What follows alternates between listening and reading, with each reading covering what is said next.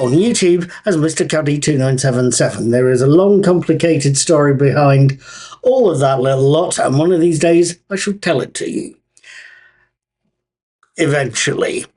At any rate, my name is Paul. I do the Daily Teaser Quiz. I do it here on YouTube and on my blog, Knickknacks Old Peculiar. And if you'd like to have a go at it, put your answers on the blog. I also talk about movies I've watched, most recently Nosferatu. The review is around somewhere. I also talk about TV shows I'm interested in. I've been watching, most recently, the current series of Doctor Who, with Ncuti Gatwa as the 15th Doctor. Tonight is Saturday the 10th of May, and I saw the story in the engine, and I wanted to tell you about it. Episode 5, The Story in the Engine, opens by showing us the face of Omo Isosa, Sully Remy, as he has his hair cut by an unseen barber, and he tells us the story of how, during his childhood, his village was hit by fire, only for both he and his home to be saved by a mysterious man armed with a blue box and a hose pipe. And with seeds as well, to plant in the fire-ravaged but now soaked ground. Omo assures us that the Doctor, Ncuti Gatwa, his saviour that day, always comes when needed, only to be told by a fellow customer that the Doctor is needed right now.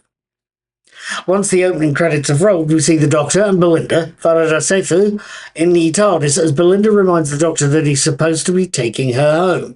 They will need to stop in Lagos along the way, though, partly so the Doctor can buy parts for the Vindicator and take more bearings. Lagos, after all, has the largest technology market in Africa, but it's also partly so the Doctor can get a haircut at his favourite barber shop, Omo's Barber Shop. Right, when I actually sat down and wrote this script for this video, I was listening to Meatloaf's You Took the Word Right Out of My Mouth, and I had it on repeat. And it's got to admit, the question I asked myself was twofold. What did I make of the song, and what did I make of the story in the engine? Let's get the song out of the way. I think it's one of Meatloaf's best, and it's spoken dialogue opening. It's Would You Offer Your Throat to the Wolf with the Red Roses opening. Is possibly one of the most hysterical things put to vinyl.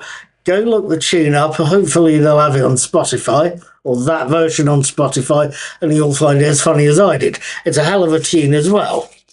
Moving rapidly on, I think my choice of music is beside the point. The real question is, what did I make of the story in the engine? For starters, I think it's a beautifully well-written piece. Ncuti's initial I'm Not Human speech is a highlight, a reminder, if you will, that this particular Doctor has problems other versions haven't faced and has something in common with his companion, and that he feels comfortable in Lagos, Nigeria, of all places. My point is that I know any given episode of any given TV show is a mix of a lot of people's work. It's a mix of all sorts of things. That speech, Belinda's response, the dialogue in the rest of the episode, the responsibility for all those things is shared between the writer, the director, the cast, and the crew of each episode. But in the case of the story in the engine, I think we have a story that starts with a very well turned out script.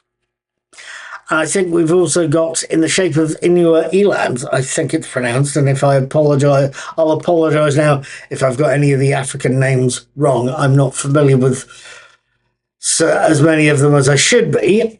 But in the shape of Inua Eland, I believe we have a writer who is very capable and can contribute much. Or to be more accurately, can contribute much more. The man's written for the RSC, which tells you quite how competent he is. And having somebody with that sort of heft writing for Doctor Who, that's a very welcome thing, I think. Secondly, there's the setting. When I wrote this, I wasn't sure where the episode was filmed. The majority of it looked like it was filmed in the studio, as if it was studio bound.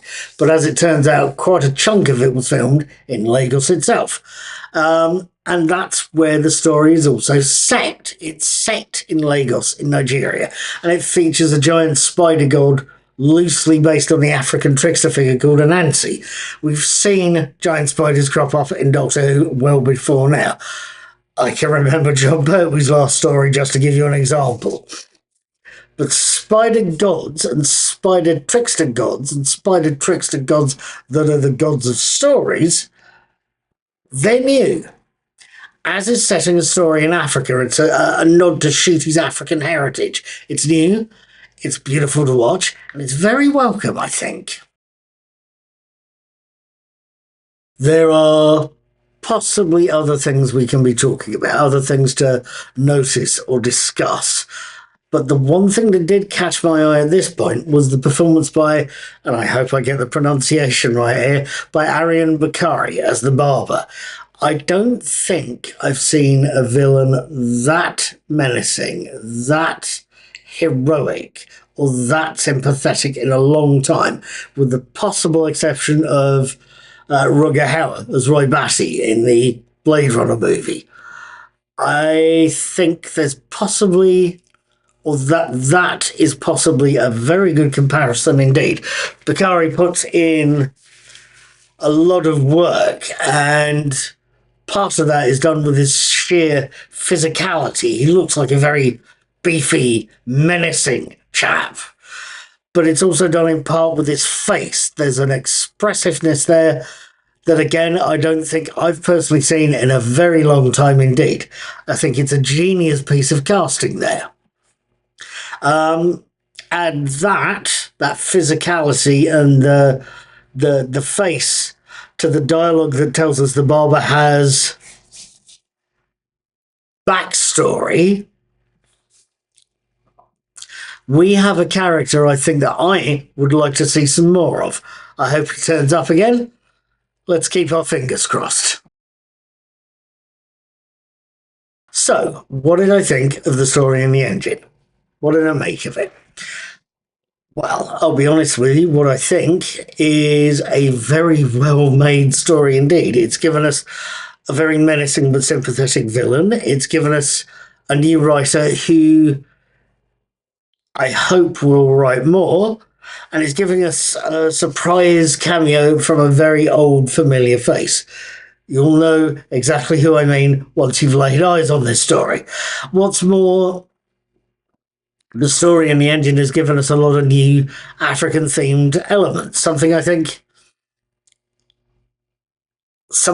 a lot of white, in particular, science fiction and fantasy writers in the English-speaking world won't necessarily do.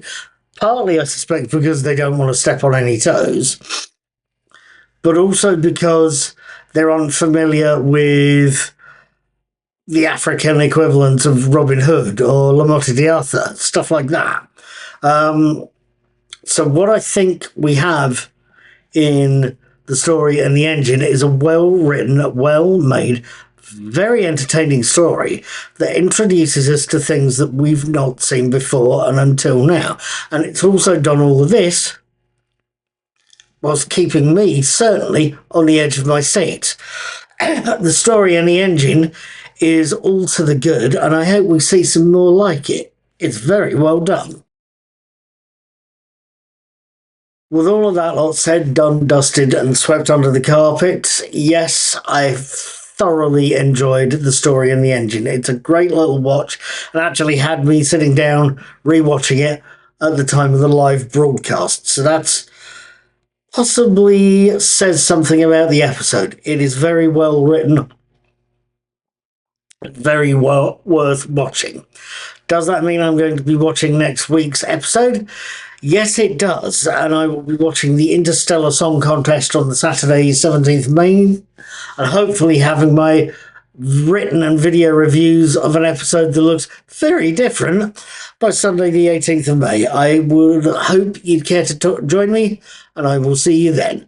Take care, have fun, be seeing you.